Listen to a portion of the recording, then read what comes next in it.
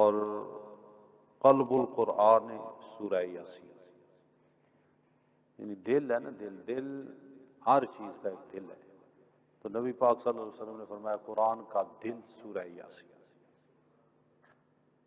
اور یاسین سورت اس کو دل قرار دیا گیا ہے. اور دل جو ہے وہ کرتا کیا ہے؟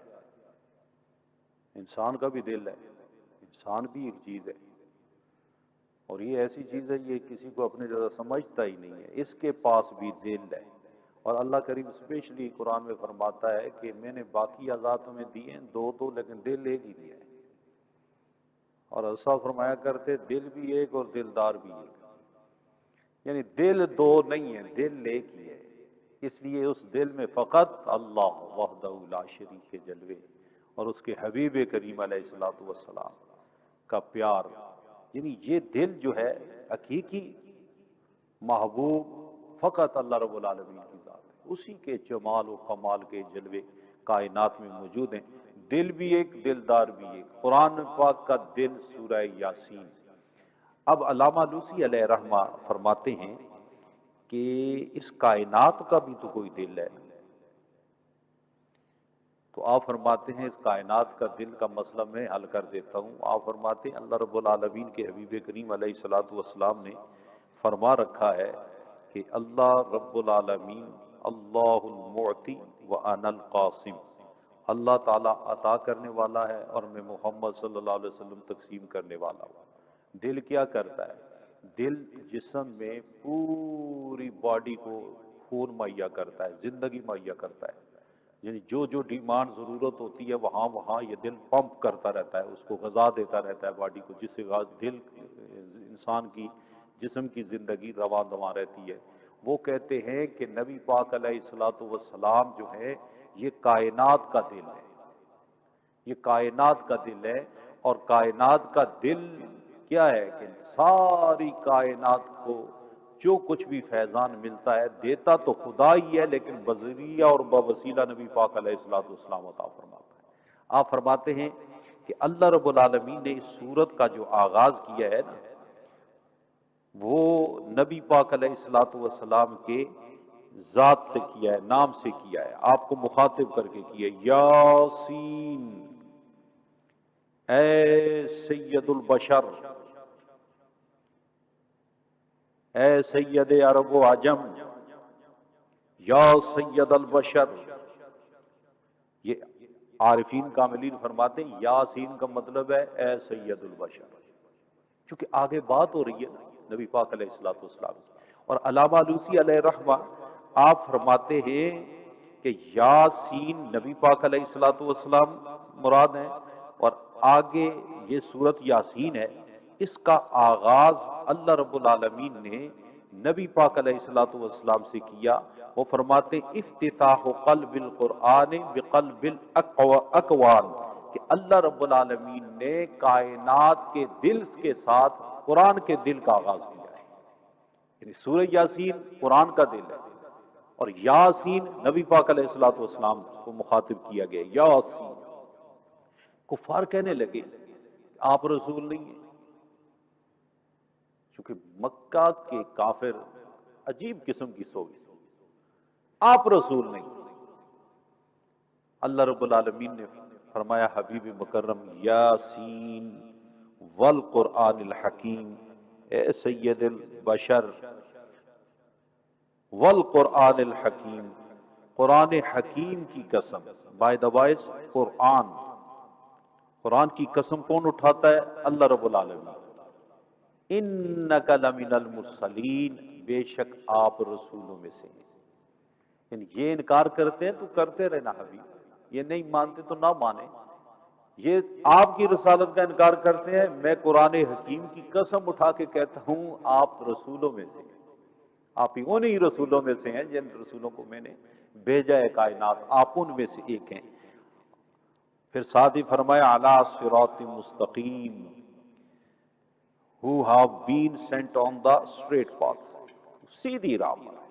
اب نبی پاک علیہ الصلوۃ والسلام کا گمراہ نہ ہونا، سیدھی راہ پہ قائم رہنا، اللہ رب العالمین قرآن کی قسم اٹھا کے فرماتا ہے جو نبی ہے نا نبی، وہ ہر لمحہ نبی، ہر لہجہ نبی، اور کب سے نبی ہے یہ بھی بات یاد رکھیں۔ نبی زمین پہ آ کے نہیں بنتے۔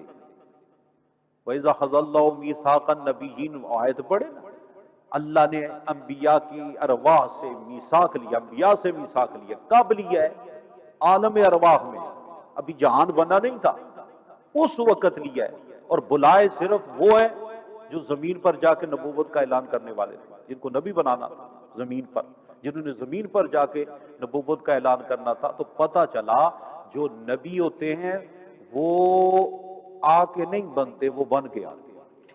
آج جو یہاں کے اناؤنسمنٹ کرے نا 35 سال کے بعد، جناب جب دائیں بائیں کی مارے کوئی نہ چلے تو اعلان کر دے، یہ جھوٹے ہوتے ہیں۔ نبی پاک علیہ الصلوۃ والسلام نے جو 40 سال کے بعد نبوت کا اعلان کیا، یہ حکم ربی ہے، ورنہ عیسیٰ علیہ السلام کو بوڑھے میں اعلان کرتے ہیں جی کہ میں اللہ کا نبی ہوں۔ تو نبی پاک صلی اللہ علیہ وسلم 40 سال نہیں بتاتے جی غار حرا میں جا کے کس کی عبادت ہو رہی تھی جی، کس کو یاد کیا جا رہا تھا، کس کے لیے مراقبہ کیا جائے؟ تو اللہ کریم کی ذات۔ نبی آ کے نہیں بنتا، یہ پکی بات ہے، یہ عقیدہ رکھیں۔ نبی بن کے آتا ہے، اور جب سے نبی ہے وہ نبی ہے جب سے اللہ نے بنایا اس کو۔ اب دیکھیں نا، نبی پاک علیہ الصلوۃ والسلام نے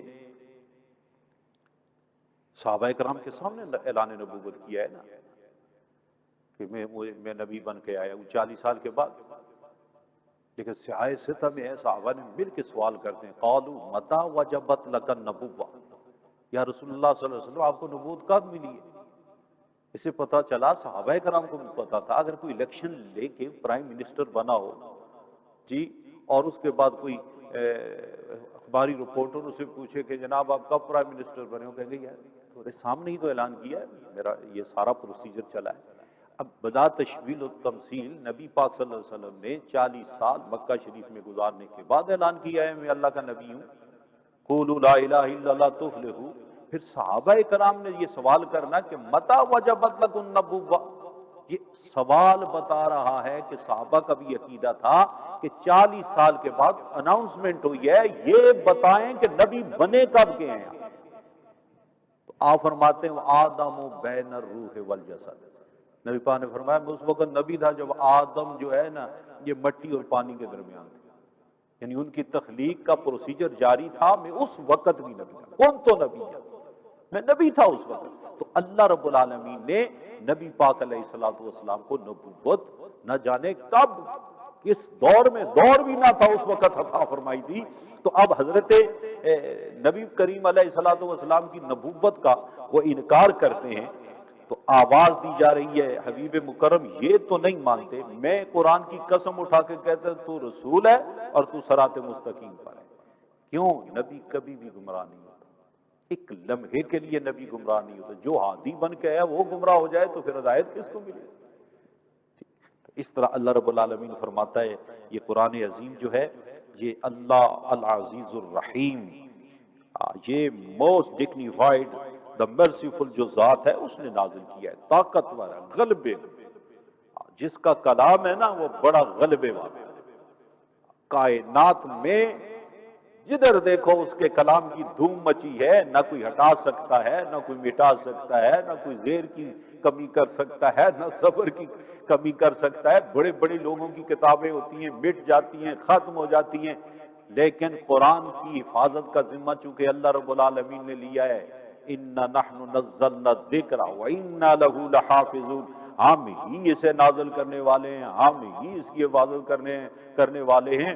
اللہ فرماتا ہے اس لیے کوئی اسے چھیڑ نہیں سکتا، نہ اسے چھوڑ سکتا ہے، نہ چھیڑ سکتا ہے اور نہ کلمہ پڑھنے والا اس کو چھوڑ سکتا ہے۔ اس لیے رب کی حکومت کا غلبہ کائنات میں قائم ہے، اس لیے قرآن کی انفرادیت اور شان و عظمت کے ڈنکے بھی کائنات میں بج رہے ہیں، وہ اس لیے بج رہے ہیں کہ اس کو نازل کرنے والا العزیز، وہ غالب ہے۔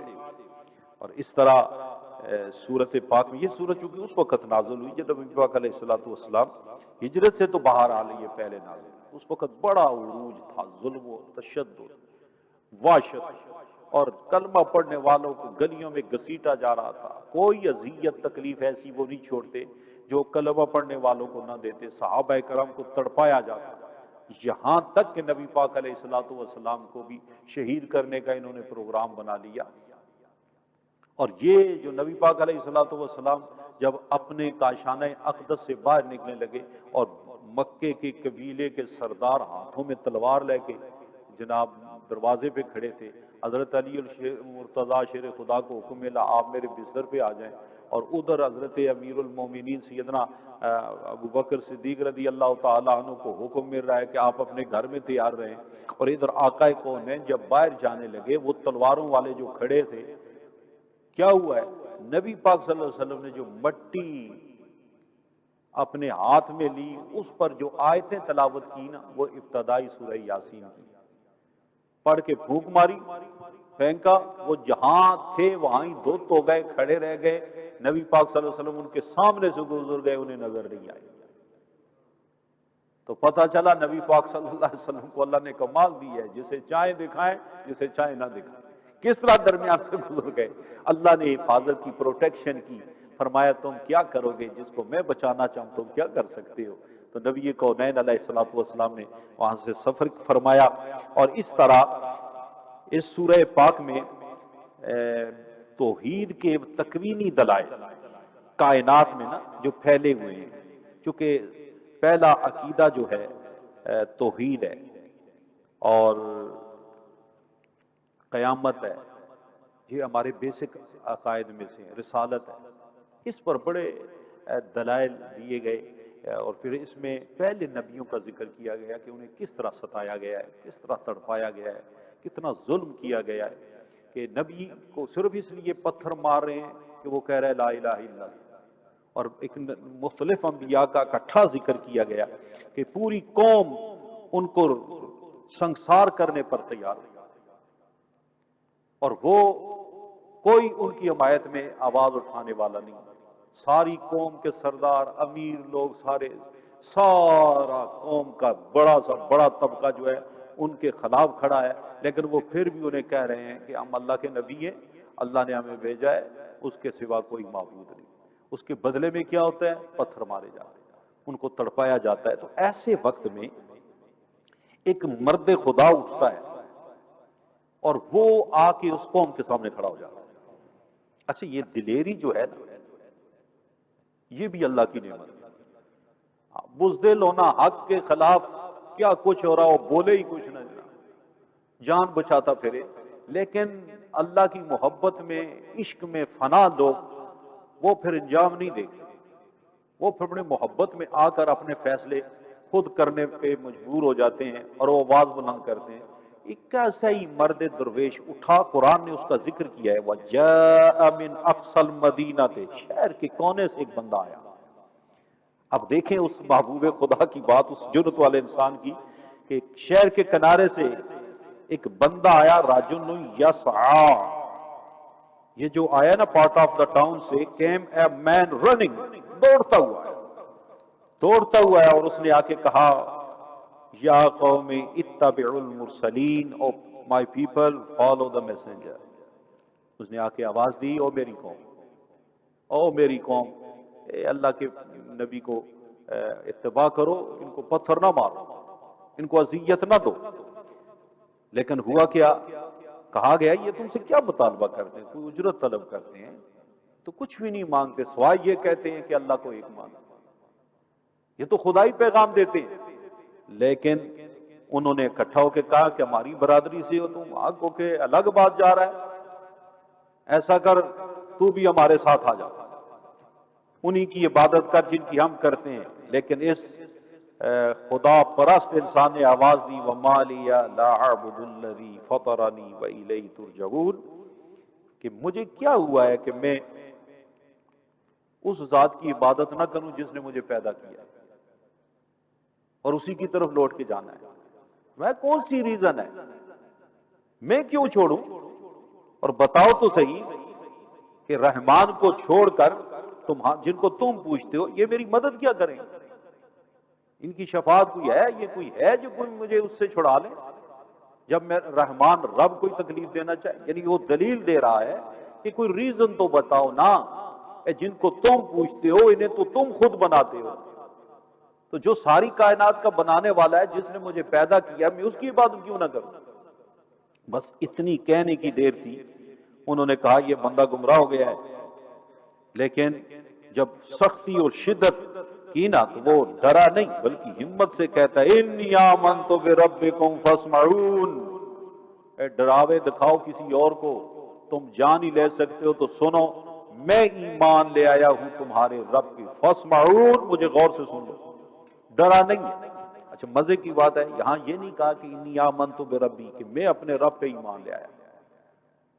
اس جم گٹھے میں، اس شور و غل میں اور ان دہشت ناک لمحوں میں ان لوگوں کے سامنے یہ آواز بلند کرتا ہے مرد خدا، انی آمنت بربکم، میں ایمان لایا ہوں تمہارے رب پر. مطلب کیا کہ وہ رب صرف میرا اکیلا نہیں ہے، تم مانو نہ مانو میں مانتا ہوں، تم مانتے نہیں ہو تو رب تو وہی ہے نا تمہارا، پیدا کرنے والا تو وہی ہے. اچھا جیسی اس مرد خدا نے جرت سے اپنے ایمان کا اظہار کیا ہے، پھر چاروں طرف سے پتھراؤ شروع ہو گیا. مارنے کے لیے وہ آگے بڑھے. تھوڑی دیر ہوئی کہ جسم کے ٹکڑے ٹکڑے ہو گئے اور ہڈیاں الگ ہو گئیں، گوشت الگ ہو گیا، تن سے سر جو ہے وہ جدا ہو گیا.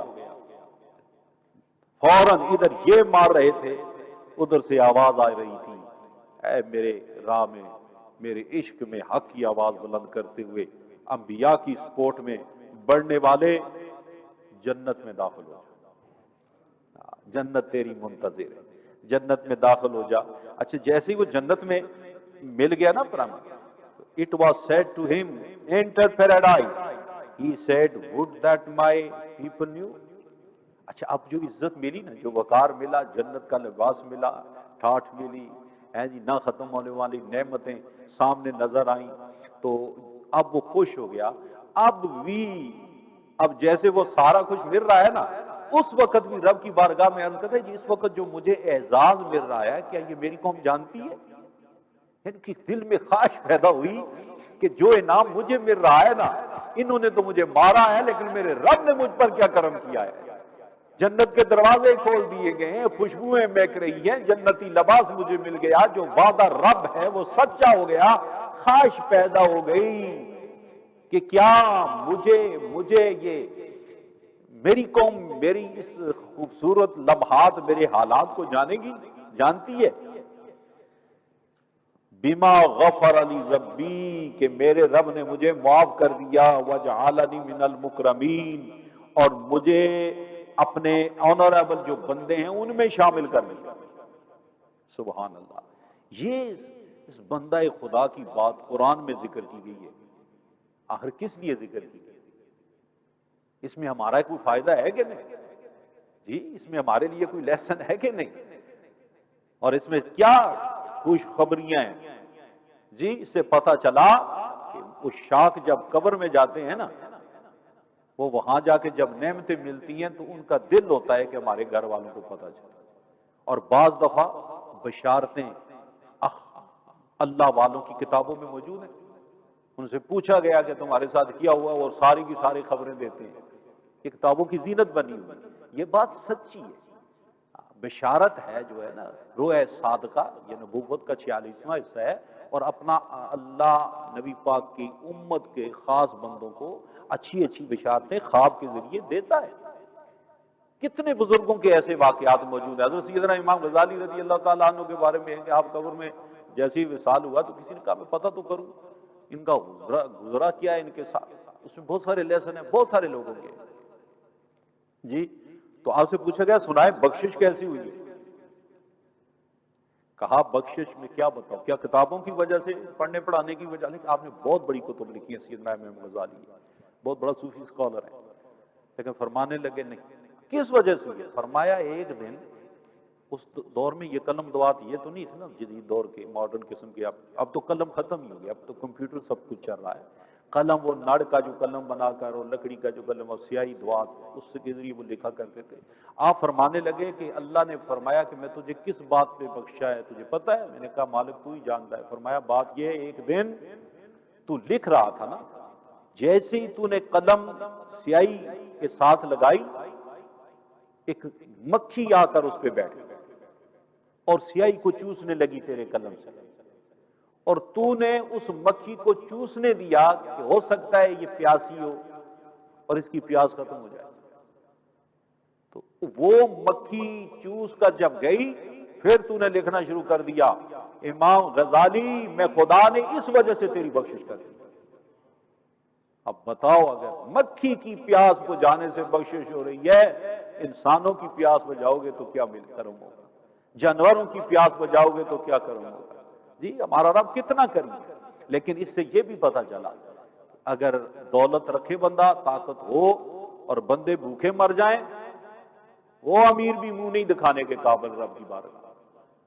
جسے اللہ نے اتنی طاقت دی ہے اور سب کچھ ہو رہا ہے لیکن وہ کنجوسی کی نظر ہو کے اوپر بنا ہوا ہے. حالانکہ موت کے وقت امیر اس وقت اس کا دل کرتا ہے، قرآن میں اس میں ساری موجود ہے، اس وقت اس کا دل کرتا ہے کہ میں کچھ خرچ کروں کیونکہ ٹائم تھوڑا ہے، لیکن سائیں کہتے ہیں ٹائم از اوور.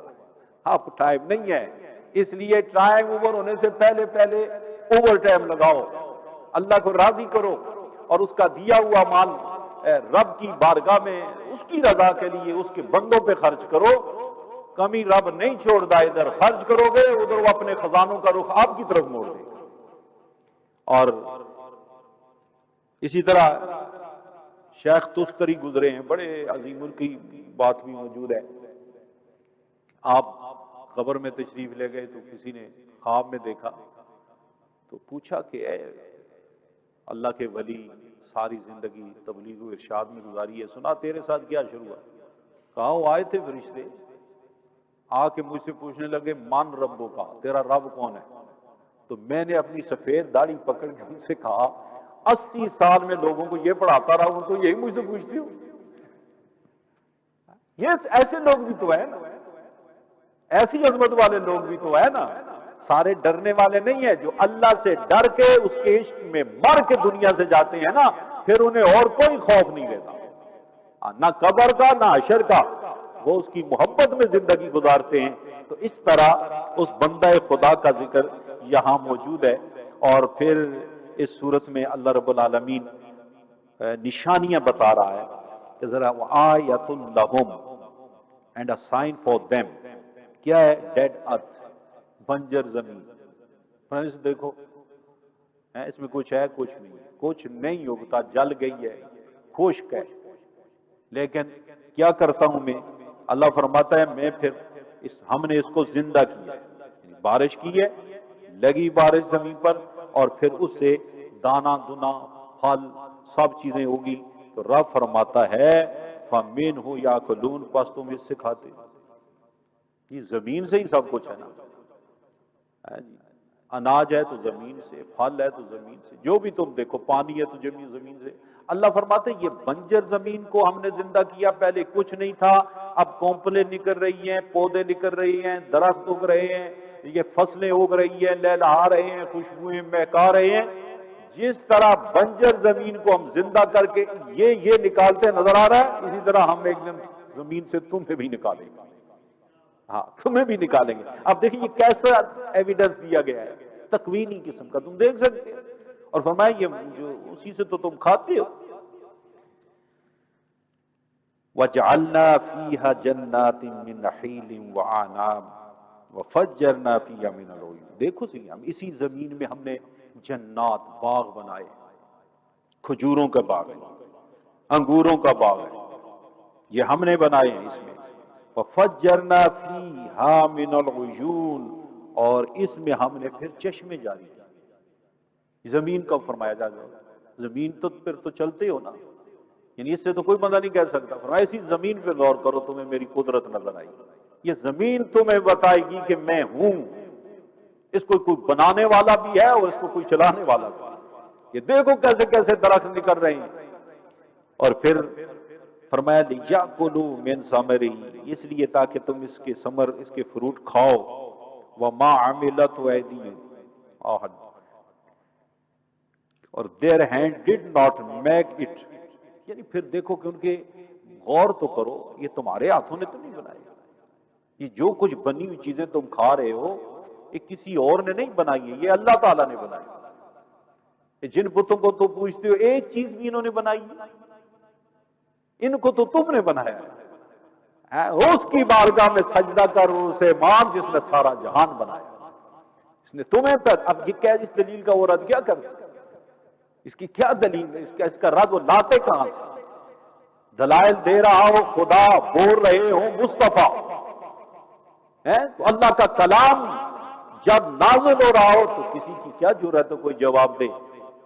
لیکن ہدایت انہیں ملتی ہے جن پر اللہ کرم فرمائے، جو تعصب چھوڑ دیں، جو حسد چھوڑ دیں، جو بغض چھوڑ دیں، جو اناد چھوڑ دیں. اب دیکھیں نا، ایک پھل کے پیچھے اگر آپ نظر ماریں تو ایک پھل سے پھر کتنے ثمرات ملتے ہیں، اس کے پھر آگے آپ دیکھیں. ایک آم کو لے لیں جی، جیسے ہی آم چھوٹا سا ہوتا ہے چٹنی بننی شروع ہو جاتی ہے جی، وہ آگے بڑھتا ہے تو اس کا فروٹ جو بنتا چلا جاتا ہے، کھاتے بھی ہیں، اس کا جوس بھی بناتے ہیں. پھر ایک آم سے آپ دیکھیں کیا کیا چیزیں بن رہی ہیں، کتنے قسم کے جوس بن رہے ہیں. اللہ تعالیٰ نے یہاں ذکر کیا ہے اونچے لمبی کھجور دیکھ تو تم، اور کھجور کس طرح لدی ہوئی ہے. اور پھر ادھر زمین پر نظر مارو، نازک سی درخت پر وہ بیل سی نظر آتی ہے جی، اوپر کھجور ہے ادھر انگور ہے. غور کرو، ادھر بیل ہے اور اس کے ساتھ یہ انگور لگے ہوئے ہیں. لیکن اللہ نے جو چیز جیسی ہونی چاہیے ویسی ہی بنائی ہے جی. کھجور کو جیسا ہونا چاہیے ایسا ہی بنایا، انگور کو جیسا ہونا چاہیے ایسا ہی بنایا. ایک بندہ ایسا ہی تھا، وہ نہیں مانتا تھا کہ اللہ بھی ہے، تو ایک درخت کے نیچے گیا، اوپر اخروٹ کا درخت تھا، اوپر کوا آیا اسے کھانے لگا. تو ادھر اس نے نظر ماری، دیکھو یہ لوگ کہتے ہیں اللہ ہے اللہ ہے اللہ ہے، دیکھو یہ ادوانا ہے، یہ چھوٹی سی کمزور سی اس کا ہے جناب، ادوانے کی بیل میلن کہتے ہیں، اور اس کمزور سی اس کی لڑی سی بیل جی ہے، اور اس کے ساتھ اتنا بڑا ادوانا لگا ہوا ہے، اور اتنا بڑا درخت ہے اخروٹ کا، اور چھوٹے چھوٹے اس کے دانے. یہ عقل مانتی. اچھا، اسی وقت اوپر کوا جو ہے نا وہ اخروٹ کھا رہا تھا، اس کی چونچ سے چھٹا نیچے آ کے اس میں سر میں لگا، تو سر پھر گیا اس کا. فوراً کہنے لگا نہیں نہیں نہیں نہیں، جو بنایا گیا بالکل صحیح ہے، اگر اس اخروٹ کی جگہ دوانا وہاں ہوتا، وہ آ کے مجھے لگتا تو میرا اشر کیا ہوتا. اللہ تعالیٰ نے جو چیز جس بنائی ہے نا اسی میں حکمت ہے، اسی میں بیوٹی ہے، اسی میں اس کی حکمت کے راز پوشیدہ ہیں.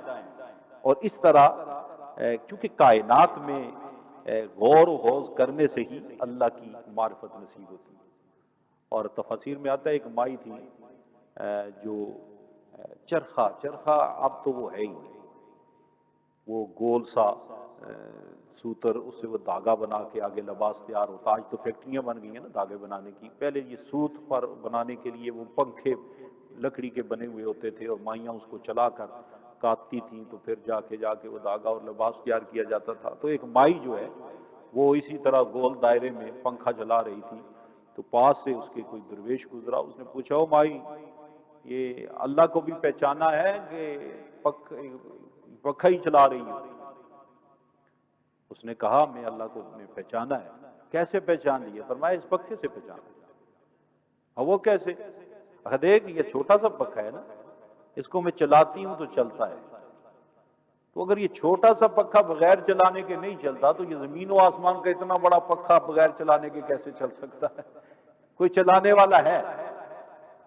اچھا، اس نے کہا یہ بتا کہ چلانے والے ایک ہیں یا دو ہیں؟ اس نے کہا نہیں نہیں ایک ہی ہے، وحدہ لا شریک ہے، دوسرا نہیں. وہ خبر تجھے کیسی؟ ایک اس کو میں چلا رہی ہوں، ایک نا میں اس کو دائیں طرف سے چلا رہی ہوں، اگر کوئی دوسرا ہو اس کو بائیں طرف چلانا چاہے تو یہ پنکھا ٹوٹ جائے. تو پتہ چل رہا ہے کہ چلانے والا بھی ایک ہی، وہ وحدہ لا شریک ہے، وہ وحدہ لا شریک ہے. اور قرآن یہی دلیلیں دے رہا ہے کہ ان کے لیے دیکھو نشانی ہے کہ اللہ کس طرح رات سے دن نکالتا ہے جی، اندھیرے ختم ہوتے ہیں روشنی شروع ہو جاتی ہے. اور پھر جو سورج ہے وَالشَّمْسُ تَجْرِي لِمُسْتَقَرٍّ لَهَا، اور جو سورج ہے یہ موو کر رہا ہے پرسکرائب کورس، یعنی یہ نہیں ہے مسلسل چل رہا ہے اور وہاں ہی چل رہا ہے جو جگہ اللہ نے اس کے لیے مقرر کی، اس سے باہر نہیں نکلتا۔ اور جو چاند ہے وہ بالکل اسی طرح جا رہا ہے جو اس کے لیے مقرر ہے، اور اس میں بھی دیکھو کس طرح اللہ نے ایک ناخن کے تراشے کی طرح اس کو آغاز کرتا ہے، پھر مکمل بدر بنتا ہے جناب، مکمل چاند بنتا ہے، پھر گھٹنا شروع ہو جاتا ہے جی۔ اور پھر کیا مجال ہے کہ وہ دوڑ کے سورج سے آگے نکلنا چاہے؟ نہیں۔ کیا مجال ہے کہ سورج پہلے آ جائے؟ نہیں، پہلے رات ہے پھر دن ہے۔ تو یہ کائنات کا نظام بتلا رہا ہے کہ اس کو بنانے والا ہے اور وہ وحدہ لا شریک ہے، اور وہ اکیلا ہے، کوئی دوسرا اس کے ساتھ نہیں ہے۔ اور اس طرح اللہ رب العالمین دلائل، تکوینی دلائل، زمینی دلائل جو عام دیکھے جا سکتے وہ دیے جا رہے ہیں۔ اور ایک اور دلیل زبردست، سبحان اللہ، سبحان الذی، پاک ہے وہ ذات، خلق الازواج کلھا، جس نے ہر چیز کو جوڑا جوڑا پیدا کیا، مما تنبت الارض، جو کچھ زمین اگاتی ہے نا، جو کچھ زمین سے اگتا ہے وہ ہر چیز جوڑا جوڑا ہے۔ یہ سائنس نے ابھی چند سال ہوئے ہیں، کچھ عرصہ پہلے 13ویں صدی غالباً، اس میں جا کر سائنس کو یہ پتہ چلا ہے کہ کائنات کی جو جڑی بوٹیاں ہیں نا یہ بھی جوڑا جوڑا ہے۔ لیکن نبی پاک علیہ الصلوۃ والسلام کی ذات پہ نازل ہونے والا قرآن 1400 سال پہلے بتا رہا ہے کہ زمین سے جس طرح انسان جوڑا جوڑا ہے، حیوان جوڑا جوڑا ہے، ان میں نر مادہ ہے، اسی طرح یہ نباتات جو جڑی بوٹیاں تم دیکھتے ہو ان میں بھی نر مادہ ہے۔ اور قرآن نے یہ حقیقت بہت پہلے بتا دی ہے، یہ بتا کر سمجھا دیا ہے کہ یہ کسی بندے کا کلام نہیں ہے، یہ اللہ کا کلام ہے، یہ اللہ کا کلام ہے۔ اور کائنات کا سارا نظام جس کے قبضہ و قدرت میں ہے اس کا یہ کلام ہے۔ اس لیے جو تم سوچتے ہو اب جا کے سائنسی تحقیق کر کے آگے بڑھتے ہو، یہ قرآن پہلے اس حقیقتوں کو کھول رہا ہے۔ اور قیامت کے دن کی بات ہو رہی ہے کہ اس دن کسی پر کوئی ظلم نہیں ہوگا، جو تم کرو گے اسی کی جزا تمہیں ملے گی۔ اور جہاں جہنمیوں کی بات ہو رہی ہے، کافروں کی کس طرح تڑپائے جائیں گے، بھلک رہے ہوں گے، وہاں اس وقت کیا کمال کرم ہوگا اللہ رب العالمین کا جنتیوں پر۔ ان اصحاب الجنت اليوم فی شغل فاکہون، اس دن جو جنتی لوگ ہوں گے نا وہ اپنے من پسند چیزوں کو اپنائے میں خوشی سے، یعنی وہ انٹرٹینمنٹ کر رہے ہیں۔ کس دن؟ قیامت کے دن۔ قیامت کا دن سنتے 50,000 کا سال ہو، یہ اس دن کی کاروائی جنتی کیا کر رہے ہیں اور جہنمی پر کیا گزر رہی ہے۔ اور مزے کی بات یہ ہے، اللہ فرماتا ہے ہم وازواجہم فی ظلال علی الارائک متکئون، یہ جناب بڑے کمفرٹیبل قسم کے صوفے ہوں گے اور ان پر یہ سایہ دار درختوں کے نیچے اپنی بیویوں کے ساتھ ٹیک لگا کے، یعنی صوفوں پر ٹیک لگا کے بیٹھے ہوئے، اور پھر اتنے اسی صرف یہ نہیں ٹیک لگا کے ان کو بٹھا دیا جائے گا سائے کے نیچے، نہیں، اللہ فرماتا ہے لہم فیہا فاکہۃ وَلَهُمْ مَا يَدْعُونَ، ان کے لیے فروٹس بھی ہوں گے اور ہر وہ چیز ہوگی جو وہ چاہیں گے، یعنی پورا پروٹوکول دیا جائے گا۔ تم میری بندگی، میرے پیار میں زندگی گزار کر خوف رکھ رکھ کے قدم اٹھا کے آنے والوں کہ کہیں رب ناراض نہ ہو جائے، کہیں دین سے دوری نہ ہو جائے، تم میرے خوف کی وجہ سے ڈر ڈر کے زندگی گزار کے آنے والوں، آج دیکھو میں بندہ نوازی کیسی کر رہا ہوں۔ اب وہ اپنی شان کے مطابق کرم فرماتا ہے، اور کیا کرم ہوگا۔ اور پھر یہاں ہی نہیں ختم ہوگا، جیسے ہی یہ سارے اپنی اپنی نعمتیں کھا رہے ہوں گے نا، ایک آواز بلند ہوگی، سلام قولا من رب الرحیم، peace be on you, will be a word of greeting from the merciful Lord۔ اللہ کریم فرمائے گا سلامتی ہو تم پر اور حدیث شریف میں آتا ہے، ابن ماجہ شریف کی حدیث پاک ہے، حضرت جابر بن عبداللہ رضی اللہ تعالیٰ عنہ فرماتے ہیں قال رسول اللہ صلی اللہ علیہ وسلم بینما اہل الجنت فی نعیم، جنت میں نا جنتی نعمتوں سے لطف اندوز ہو رہے ہوں گے، ایسے میں ایک نور چھا جائے گا، اچانک اوپر سے نور چمکے گا، اور جب سر اٹھائیں گے تو انہیں معلوم ہوگا کہ اللہ رب العالمین اپنی شان کے لائق انہیں دیکھ رہا ہے، سبحان اللہ۔ اور جیسے ہی یہ اوپر دیکھیں گے فقال السلام علیکم یا اہل الجنہ، اللہ فرمائے گا اے جنتیو تم پر سلام۔ کیا کمال، کیا کرم ہے اس کریم کے، جیسے اس کی شان کے لائق ہے۔ سلام قولا من رب رحیم، نبی پاک فرماتے ہیں یہ سلام قولا من رب رحیم سے یہی مراد ہے کہ قیامت کے دن اللہ کرم فرمائے گا، حجابات ہٹائے گا، ہر ایک جنتی میں اس کے جو ہمت و بساط ہوگی اللہ اس سے بڑھ کر اس میں یہ سخت پیدا کرے گا کہ بندہ اس کی زیارت کرے، اس کا دیدار کرے، اور ہوگا یہ نبی پاک علیہ السلام نے فرمایا فَيَنْظُرُ إِلَيْهِمْ وَيَنْظُرُونَ إِلَيْهِ، وہ اللہ انہیں دیکھ رہا ہوگا اور یہ حقیقی جمال کو جنتی زیارت کرنے میں مگن ہو جائیں گے، یعنی اتنے مست اور لست ہو جائیں گے کہ جنت کی ساری نعمتیں بھول جائیں گے، فقط اللہ رب العالمین کی جمال حقیقی زیارت میں مست ہو جائیں گے۔ پھر وہ اللہ اپنے کرم سے پردہ فرمائے گا وَيَبْقَى نُورُهُ وَبَرَكَتُهُ عَلَيْهِمْ وَدِيَارِهِمْ، لیکن وہ نور بھی اس کا اور برکت بھی جنتیوں کے محل میں جاری رہے گی، یعنی کرم نوازی، یہی وہ خاص کرم ہے اور جس کے لیے منزل ہے، جس کے لیے ہم نے زندگی گزار رہے ہیں۔ اللہ کرے وہ سلام قولا من رب الرحیم کی آواز جن کو جنت میں سنائی جائے ان میں ہم بھی شامل ہوں۔ یہ دعا اور اسی لگن کو اپنے سامنے رکھا جائے۔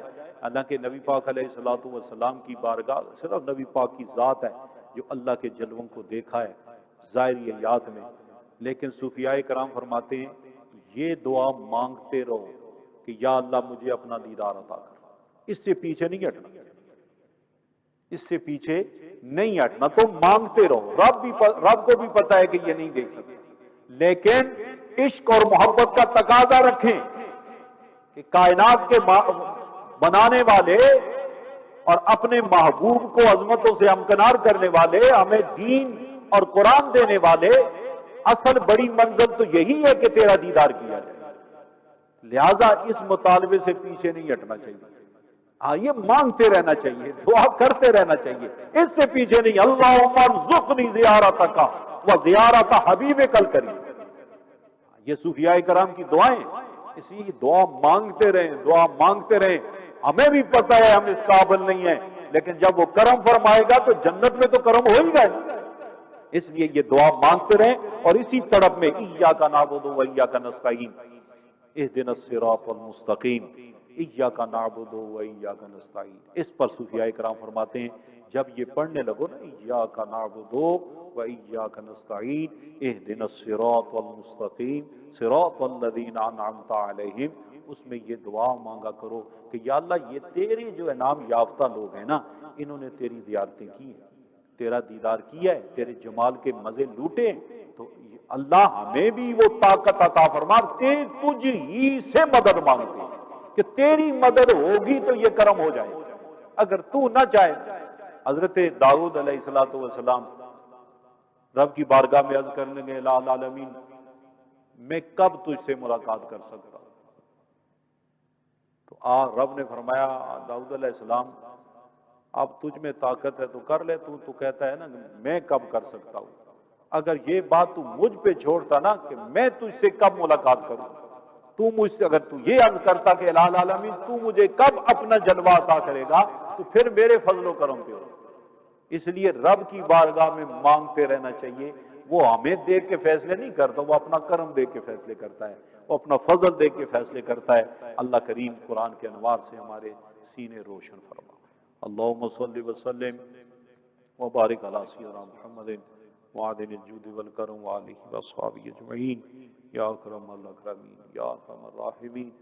اللہ کریم تیرے مقدس قرآن کا وسیلہ لے کے تیرے بارگاہ میں مائے سیام کی ان رحمت برے لمحات میں حاضر ہوئے، جتنے گناہ ہیں اللہ معاف فرما، جتنی کمیاں ہیں اللہ دور فرما، اللہ اپنے مقبولین محبوبین کی راہ پہ رہنا جینا مرنا نصیب فرما، اللہ ان کے طفیل ہمیں بھی وہ باطنی طہارتیں نصیب فرما، اللہ رب العالمین ہمیں وہ آنکھ اور وہ دل اور وہ روح عطا فرما جس میں تیرے جلوے سماتے ہیں، تیرے انوار نازل ہوتے ہیں، تیرے حبیب مکرم علیہ الصلوۃ والسلام کی جلووں کی زیارت ہوتی ہے۔ اللہ اپنے کرم فضل سے یہ نعمتیں اپنی شان کرم کے طفیل نصیب فرما۔ اللہ رب العالمین ہمارے بیماروں کو شفا عطا فرما، پریشان حالوں کی پریشانیاں دور فرما۔ رب العالمین یہ کرونا وائرس کی شر سے، اس مصیبت سے اللہ رہائی عطا فرما، حفاظت عطا فرما، امت مسلمہ پہ رحم و کرم فرما، ملک پاکستان کی حفاظت فرما۔ صلی اللہ تعالی علی خیر خلقی محمد وآلہ وصحبہ اجمعین برحمتک یا ارحم الراحمین۔